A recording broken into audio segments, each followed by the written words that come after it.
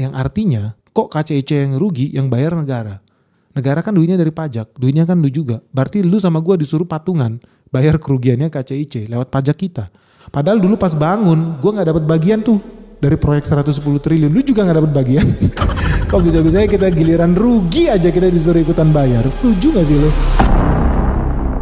Guys, ngeri banget nih guys. Menteri favorit kita Purbaya baru aja ditodong nih buat bayarin utangnya, kerugiannya proyek kereta cepat Jakarta Planet Mars guys. Ya lu udah tau lah, apain juga orang pergi ke Planet Mars, gak ada hantu di situ ya. Tapi tetap aja proyeknya kita bangun nih kereta cepat Jakarta Planet Mars. Dan akibatnya apa? Profitable? Enggak, nyungsep iya. Indonesia rugi triliunan. Lu bayangin ya, kita ngutang buat biaya proyek kereta cepat ke Planet Mars itu, habis duit 100 triliun lebih, isinya apa? Hantu blau guys, karena okupansinya sepi, gak ada yang naik juga. Dan yang lebih sedih lagi, posisinya rugi, artinya kalau rugi kan boro-boro balik modal ya.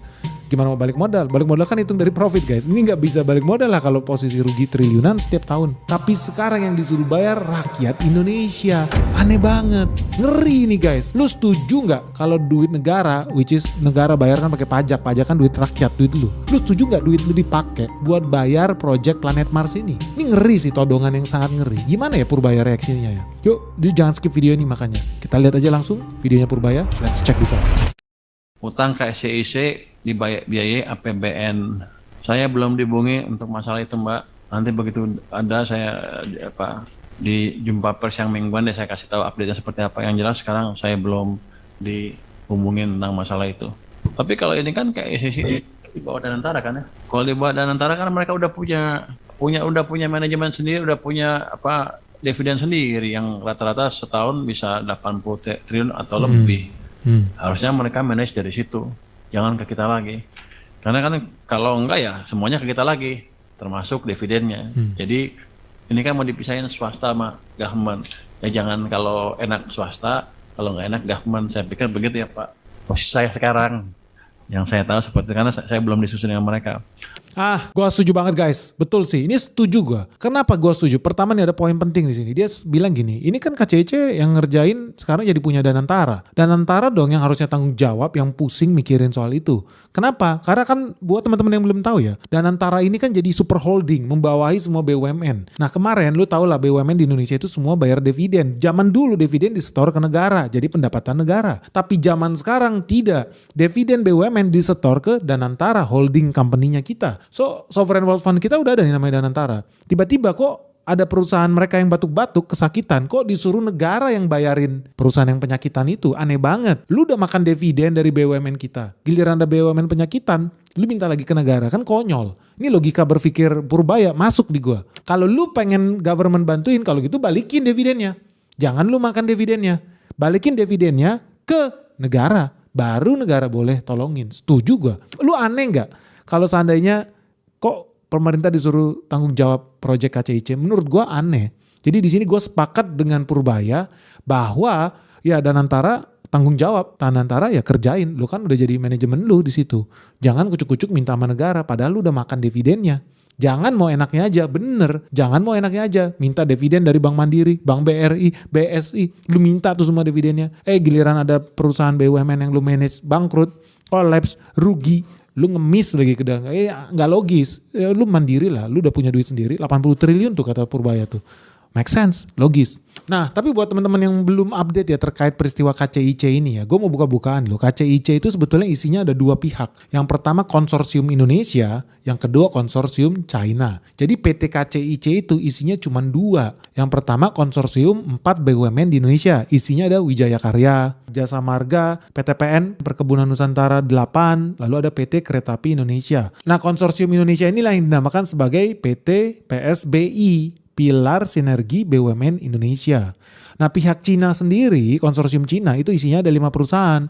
Ada China Railway International Company, lalu ada China Railway Group Limited, ada Sino Hydro Corporation Limited, lalu ada CRRC Corporation Limited, serta ada China Railway Signal and Communication Corporation. Anyway, gampangnya adalah Konsorsium Indonesia sahamnya ada 60%, konsorsium Cina 5 perusahaan Cina itu 40%. Jadi di sini kita bisa bilang karena mayoritas adalah BUMN kita 60%, ya kita bisa bilang PT KCIC ini ya mayoritas under BUMN lah. Nah terus dari situ ketika lu bikin project ini sebetulnya ada kisah yang menarik. Kenapa sih yang menang itu Cina ya? Karena memang awalnya yang tertarik buat ngerjain project ini ada Cina sama Jepang. Nah teman-teman banyak yang salah pikir kenapa harus sama Cina padahal Jepang bunganya lebih murah. Betul, bunganya Jepang itu memang lebih kecil 0,5%. Cina itu 2%. Tapi kalau lihat pokok utangnya, kalau Jepang yang ngerjain, Jepang itu butuh duit 6,2 miliar dolar. Sementara kalau Cina memang bunganya lebih gede 2%. Tapi dia budgetnya cukup 5 miliar dolar selesai ini barang. Jadi memang pakai logika itu gue bisa paham kenapa akhirnya Indonesia memutuskan maju bersama China. Karena China butuh modal yang lebih sedikit meskipun bunganya lebih gede. Sayang 1000 sayang di tengah perjalanan ternyata modalnya kurang. Akibatnya ditambah udah kandung tanda tangan nih sama Cina nih. Bunga 2% nih, modal 5 miliar dolar. Ternyata di tengah jalan gak cukup. Project ini butuh top up. Akibatnya bengkak jadi 7,2 miliar dolar. Malah jadi lebih mahal dibanding Jepang. Udah lebih mahal dibanding Jepang. Bunganya juga naik. Tadinya cuma 2%, sekarang jadi 3%. Nah kalau lu hitung pakai kurs sekarang ya 7,2 miliar itu setara 110 triliun guys. Nah itulah total pembiayaan yang dibutuhkan buat jadiin ini barang. Utang ke China Development Bank. Mantap tuh. Jadi di sini jelas ya bahwa proyek KCIC itu kereta cepat Indonesia Planet Mars itu ternyata ya memang punya BUMN. Pemiliknya ada 2, 60% konsorsium BUMN Indonesia, 40% konsorsium Cina. Isinya BUMN Cina juga anyway. Jadi dari situ lu bisa lihat lah bahwa memang KCIC ini ya BUMN kita bisa bilang. Oke, jadi bagus dong. Kita punya BUMN yang bisa ngerjain kereta cepat bagus, canggih. Tapi ya sayang 1000 sayang ya, BUMN Indonesia lu tau lah keahlian BUMN di Indonesia itu bukan cetak untung tapi cetak rugi. Semakin banyak ruginya semakin bagus. Kalau bisa disubsidi lagi, udah disubsidi rugi lagi. Memang blow on iya, namanya juga negara abal-abal. Makanya KCIC juga gak mau kalah dong dengan BUMN yang lain. BUMN yang lain hobinya rugi, kenapa gua gak boleh rugi? Itulah cita-cita hidup dia. Makanya kalau lihat laporan keuangan dia di tahun 2023, KCIC yang namanya PSBI ini, lu lihat tuh di layar kaca, ruginya 974 miliar guys. Jadi tahun 2023 perusahaan ini rugi 974 miliar. Tentu kalau tahun 2023 rugi, tahun 2024 kalau orang waras cita-citanya profit. Tapi namanya BUMN kalau bisa ruginya lebih parah lagi. Jadi apa yang dicatat prestasinya? Tentu konsistensi rugi dikali 4. Jadi di tahun 2024 ruginya bukannya berkurang tetapi bertambah. Luar biasa pintar isinya orang-orang Indonesia ini. Sehingga kerugiannya PSBI, konsorsium Indonesia itu sebelumnya cuma rugi 900 miliar di tahun 2023. Di tahun 2024 sukses besar, ruginya menjadi 4 triliun. Nah konsistensi ini memang yang luar biasa di Indonesia. Konsistensi korupsi, konsistensi nepotisme, konsistensi bangkrut. Memang ini hal-hal yang harusnya masuk Guinness Book ya of World Record lah. Kalau ada negara sih, negara-negara lain kalau ada perusahaan rugi terus pasti bangkrut lah. Hilang dari muka bumi bahkan. Tapi kalau di Indonesia rugi terus, hidup terus gak mati-mati sampai detik ini. Contoh tuh lu lihat ada PLN lah, ada Pertamina lah. Pokoknya banyak lah di Indonesia ini keajaiban dunia. Kalau luar negeri udah mati, di Indonesia gak bisa. Jadi kayak zombie nih barang.